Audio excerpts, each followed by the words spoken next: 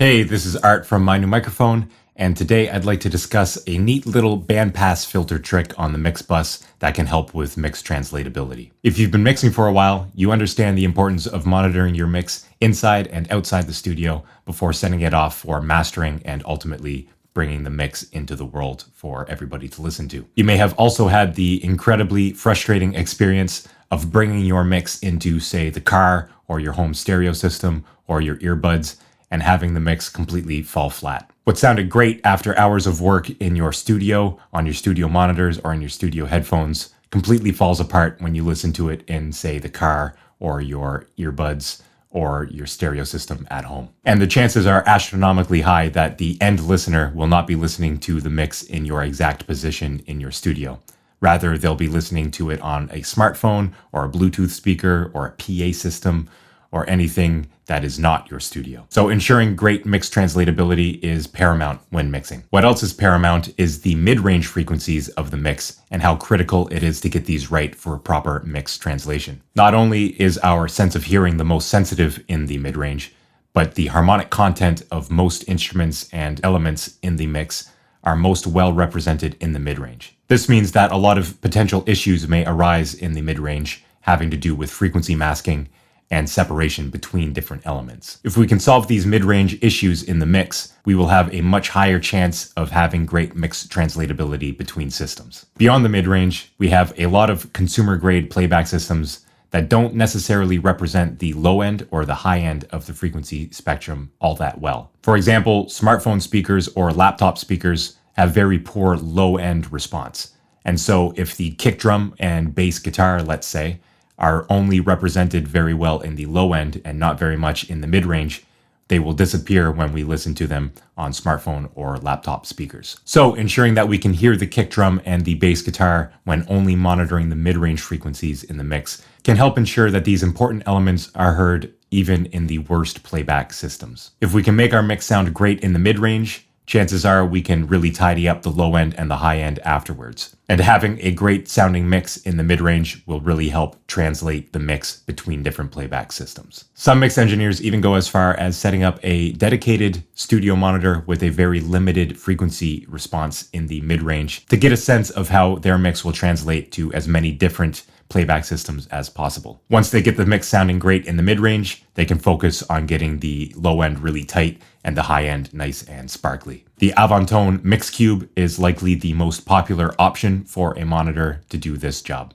I will leave a link in the description down below so you can check out the Mix Cube for yourself. But for those of us in smaller home studios or on smaller budgets, we can go ahead and insert an EQ plugin on our mix bus to get a similar result to mixing through a mix cube. Let's hop into our digital audio workstation and have a look at this mix bus bandpass filter mix trick. All right, so here we are inside Logic Pro, where I'd like to quickly go over the bandpass filter trick on the mix bus so I can show you how I focus my efforts on the all-important mid-range frequencies of the mix to help with mix translation to other playback devices.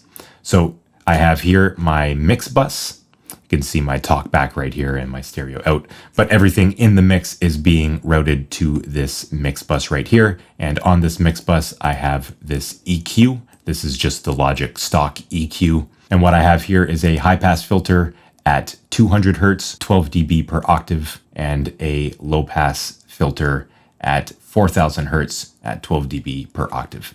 Now, I've already gone through and mixed this entire session. I actually go through all of the processes, starting with mix preparation and ending with mix finalization in my course called the Mixing With Me course. I will leave a link to that in the description box down below for you to check out.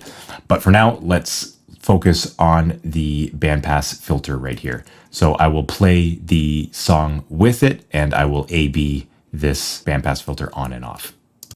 Be quite logic, go. You would cure my everyone.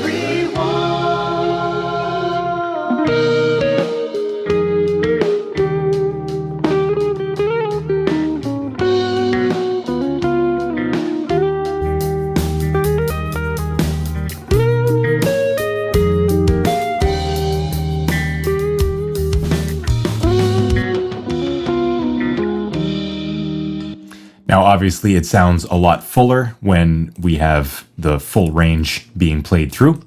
However, you can hear how I spent some time making sure that the kick drum and the bass guitar can be heard in just the mid-range. I will play this back for you in a moment, but pay special attention to the kick drum, the bass guitar, and also in the high end, listen for how the cymbals can still be heard coming through the mix, even when the low pass filter is engaged.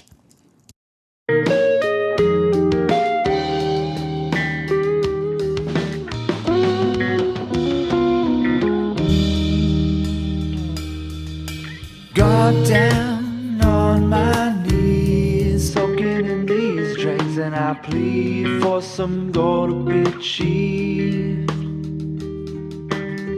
Now this sights I can plainly see, my heart could explode, come out of my chest, you leave me drowning in the street. So the kick and the bass can still be heard. The vocal is still very much up front and center in the mid-range, and the cymbals don't die off overly as well. So this technique is useful for ensuring that your mix will translate from good monitoring to bad monitoring and everywhere in between by really focusing in and making sure that it sounds good and clear in the mid-range. If we can make it sound great in the mid-range, it will likely translate very well to all other playback systems. Now, when it comes to the frequencies I've chosen, this 200 Hertz for the high pass filter and 4000 Hertz for the low pass filter, you can vary these depending on the mix and your mixing abilities. As we get better at mixing, we can bring these frequencies closer together. And starting out, we may want to be a bit wider just to help us hear the important frequencies in a broader mid-range, so to speak. So I would suggest starting around 200 and 4000 as I had, but don't be afraid to widen this as you're getting started. And as you get better, it may be worth trying to bring this 200 up to about 400 Hertz to really focus on the mid-range. For me, I'm used to using this bandpass filter between 200 and 4000, and my ears have kind of gotten accustomed to that for now, and so I've been doing it this way, personally.